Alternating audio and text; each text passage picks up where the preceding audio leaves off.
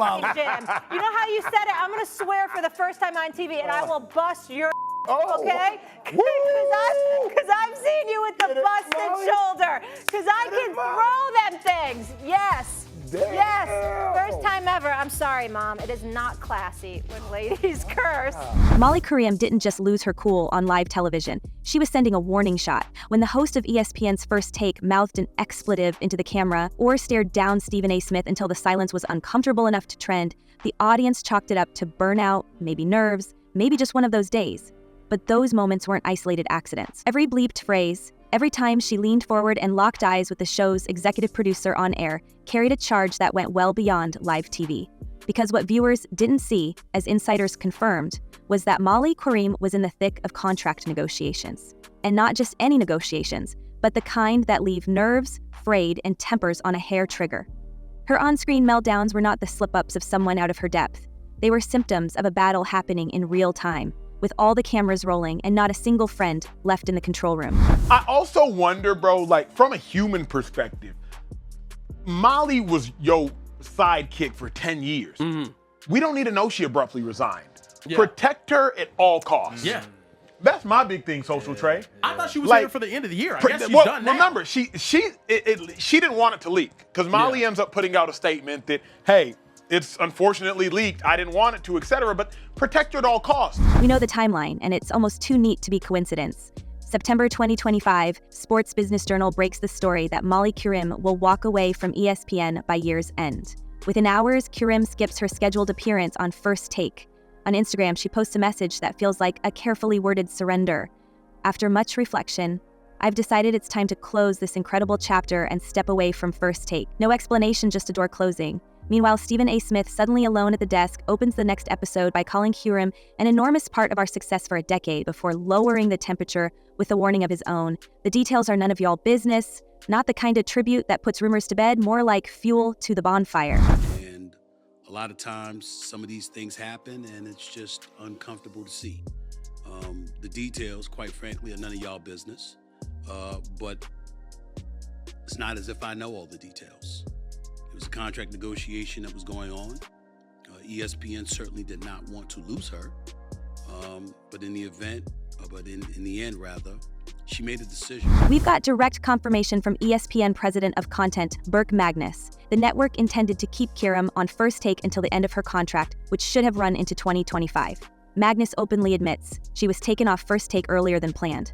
There's no universe where that reads like a normal, graceful exit. This wasn't just a moderator stepping aside for a younger replacement or drifting quietly into some cushy digital gig. By the time the public heard the news, the actual story was already spiraling behind closed doors, and the people in power were suddenly talking like the house was on fire. She was quitting right now. Both ESPN and Molly Qerim, they are trying to polish the They're trying to make this look like an amicable divorce. And look, maybe that's true. Maybe that's true. Maybe they couldn't come to an agreement and they agreed to amicably part ways. I'm more interested in why. Step back and look at what Marcellus Wiley, her former colleague, was willing to say on camera. Wiley went further than anyone inside ESPN's On Record circle. He claimed Qerim had been lowballed during her contract talks, learning her $500,000 salary was less than what other female network faces like Malika Andrews and Mina Kimes were making, even though she was moderating the #1 show on ESPN. Wiley didn't hedge his words. He said Molly wanted to do other things at the network, which included hosting her own show. They weren't signing off on her not only hosting another show, but doing other shows within the network. Wiley, who's never been allergic to bluntness, also added that Qerim felt a certain type of way about Stephen A. Smith, especially since he was not only the show's face, but its executive producer, banking north of $20 million a year while she was, as Wiley put it, #2 on the #1 show.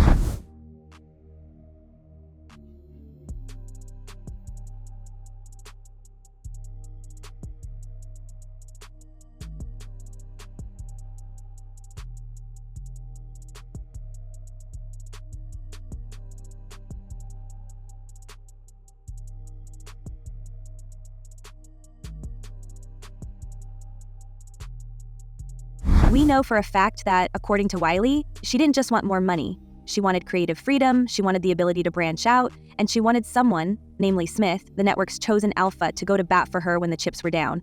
But as Wiley flatly puts it, when he signs off on you, you get what you want. When he doesn't, you don't. That silence? It wasn't just on set. Wiley says Qerim and Smith weren't cool with each other.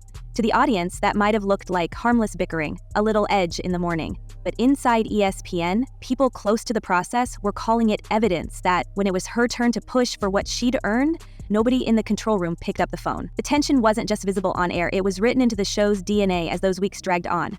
There were long, unplanned pauses. Qerim, normally the most composed voice in a shouting match, started to forget she was live. Caught on camera mouthing expletives when she thought the red light was off. Producers reportedly scrambled behind the scenes to clean up the clips before they hit social, but in the era of instant replay, nothing escaped. The internet, ever hungry, began dissecting every interaction. Was that a real fight or part of the show? Why was Smith suddenly so careful to call it a contract negotiation and then immediately say the details are none of y'all business? The rumors weren't waiting for confirmation, they were already halfway around the world. More details have been released as to why Molly Qerim abruptly quit ESPN. And when I say abruptly quit, I mean she left work, I think it was on Monday, and she never came back. But the most damning piece of timing is what happened after she walked. The very day Qerim's resignation became public, ESPN announced a shiny new contract for Malika Andrews, touting her poise and professionalism. Insiders started to whisper, and not the ones allergic to conspiracy theories, but the people who know how these networks handle power and succession. Did Qerim's seat get cold before her Instagram story even went up? And why did Andrews' deal get the kind of PR rollout that Qerim never saw, even at her peak? The company line from Magnus was that there's no controversy here. But anyone who's watched sports television longer than 5 minutes knows that the phrase "no shoe is going to drop" usually means someone's already lost their left loafer, and the right one is missing in action.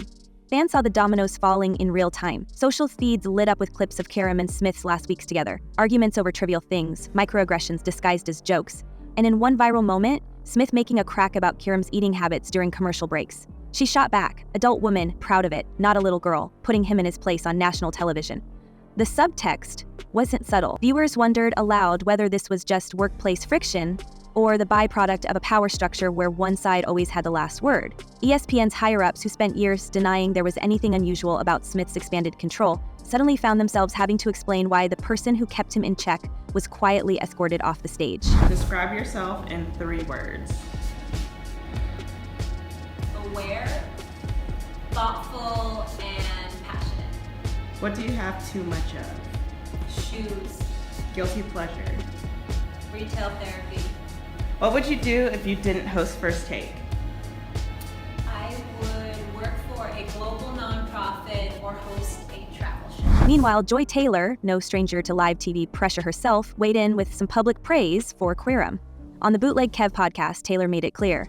Having been in that role myself, I can tell you it's not an easy job. She said, Molly has done a great job. The role requires a lot of emotional intelligence, and you need to be a strong broadcaster with a deep understanding of the business. Taylor, who stepped into the same gladiator pit as a moderator, knew exactly how sharp those knives can get behind the scenes. But she stopped short of saying more, as if she understood that going further would only raise more questions about what really happens when the cameras are off and the decision makers get nervous. So what we're left with is a string of events that, when viewed in isolation, could pass for coincidence, but lined up end to end look a lot like a script someone at the top didn't want to get out.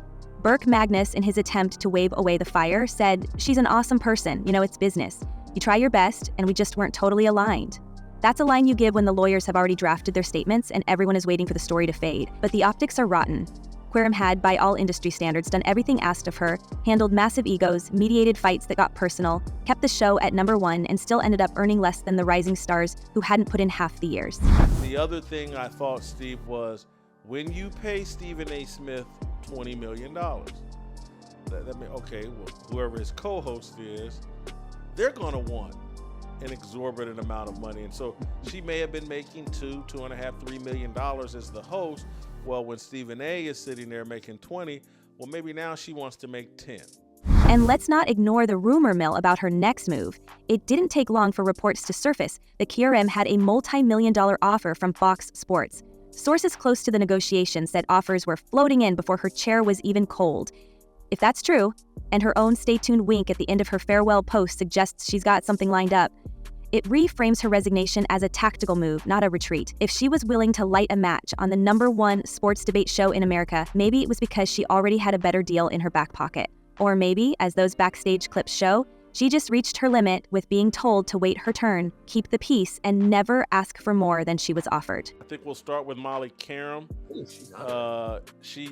Yesterday when we talked, we knew that she was leaving, but we didn't know she was leaving like immediately, which is an indication that, man, this thing's a bit more complicated than just they couldn't settle on the money. It just seems more serious. She's off the show now. ESPN has made it clear they're not scrambling to fill her seat. Magnus told The Athletic they're looking at a 30 to 45-day tryout period for a new host, but that's just another way of saying the network has no backup plan. The message to other talent is written in invisible ink. You can be essential for a decade, but when the big contract disputes start, don't expect anyone to take a side that isn't their own. As for Smith, his farewell was as revealing for what he left out as for what he said. He called her a friend and a partner, then warned everyone not to ask for details. That cold echo, "the details are none of y'all business," was his last word on someone who, only hours earlier, shared his stage. When I heard that it was immediate, I was like, oh, she must already have a job lined up. And the job that she has lined up must be some sort of competitor to ESPN. And so that made me, is she going to Fox Sports? What started as viral clips of on-air breakdowns now looks more like evidence in a case study of how ESPN handles dissent from anyone outside their chosen circle. The accidental silences, the flashes of open hostility, even the social media eulogies. They're all breadcrumbs on the trail of something that goes deeper than a botched contract or a bruised ego. Because when the cameras cut, what came next made her outbursts look almost planned. Stephen A. thinks I'm not athletic at all. I'll do an obstacle course, whatever you want me to do here. I can throw a perfect spiral. What do you need to see? You think you can do the first pitch? Oh, you do the first pitch? Could I do a first pitch? I don't know, I'm asking. No, that's not true. No, that's not true at all. That's not true at all. It is not. Then came the fallout, and every unanswered question exploded at once. Suddenly, the numbers hit the airwaves like a punchline without a joke. Molly Qerim, the so-called queen of keeping order in a studio filled with sports egos, was pulling in around $500,000 a year. Meanwhile, Stephen A. Smith, who called First Take his show at every turn, was clocking in at $21 million with a fresh $100 million mega deal on the horizon. The man at the top kept rising, and the woman who actually moderated the chaos got shown the exit. We don't have to dress it up. Wiley said it for all of us. When he doesn't sign off on you, you don't get what you want. Those words didn't just echo through podcasts and group chats. They became the lens for every viral meltdown and awkward silence that had played out over the last year. As we dug into the timeline, the real story started to flicker behind the official statements. Sources close to the negotiations allege that Qerim wasn't just denied a raise. She was reportedly told in no uncertain terms that even hosting her own show was off the table. Insiders claimed she wanted out of the moderator box, maybe to anchor a primetime slot or get her own panel. But each pitch, we're told, ran into a wall of corporate shrugs and empty encouragement. The same suits who smiled for the cameras were quietly making it clear there would be no green light for Molly Qerim. Whether those denials came from the top or from Stephen A. Smith himself, we can't say for certain, but every former producer and behind-the-scenes voice seems to agree. Someone with that much visibility asking for creative control was always going to run up against the old-school hierarchy at ESPN. Last night, she abruptly resigned as the host of the show. And to say that I'm quite sad about it is an understatement. The tension didn't stop when she left the studio. The timing, frankly, was either catastrophic or coordinated, depending on how cynical you feel. Days after Kareem's abrupt departure, Smith's new Monday Night Football duties were announced to the press. That same week, ESPN's PR machine cranked up the flattery for Malika Andrews, who landed a multi-year contract and took center stage in every internal memo about professionalism. We all heard Burt Magnus try to shut down the story with a single line to The Athletic. There's no controversy here. But who actually bought that? The audience was already circulating the video evidence.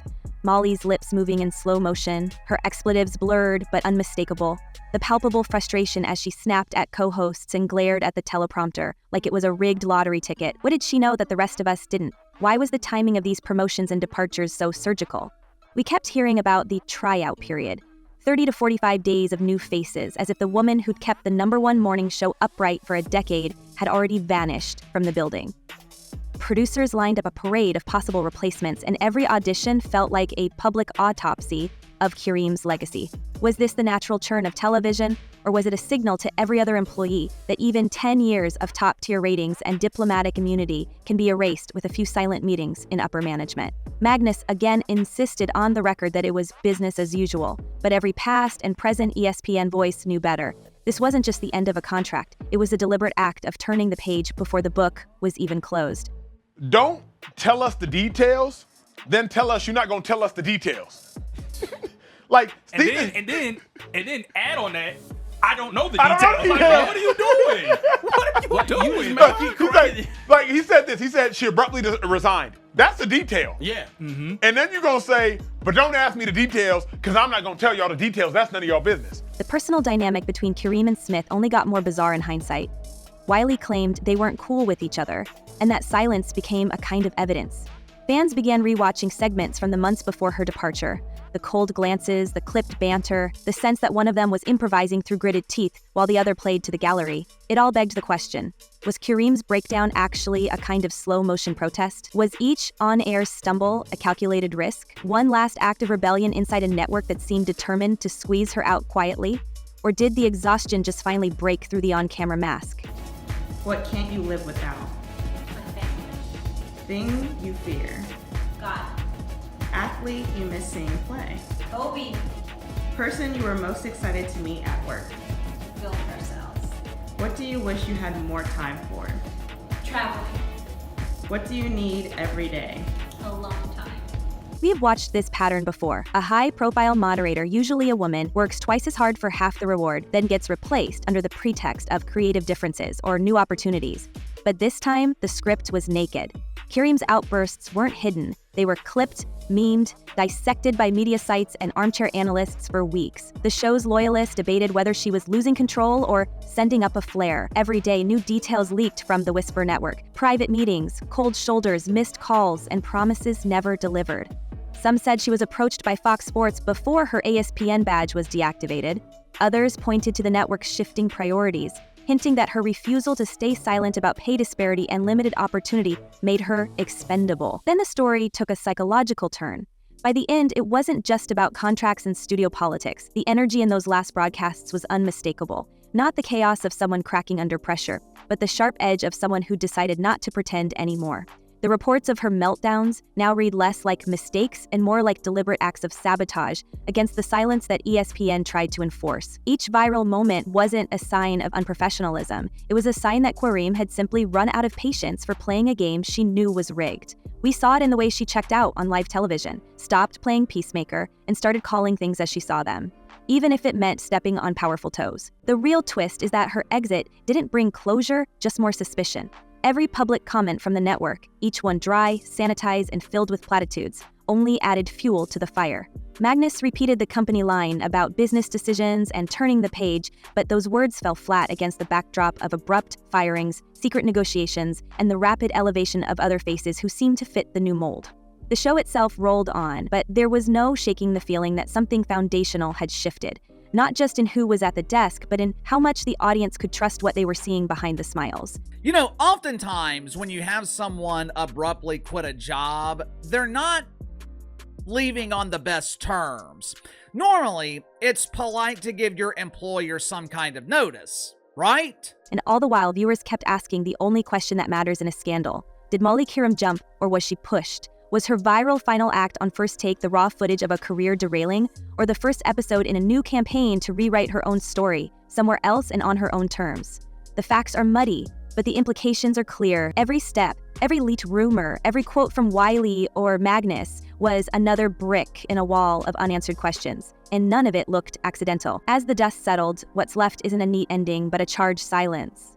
The sports media world is still buzzing about Qerim's next move, the cold mechanics of power at ESPN, and whether any network will ever give its top women the same deal as its chosen men. But the final shot isn't hers, not yet, because when we replay those last days, it's not clear whether Molly Qerim was losing control or finally refusing to play along. So what do you think really happened behind the cameras, and whose side are you on? Drop your theories in the comments because this story is far from over. Thanks for watching, and stay tuned for what explodes next.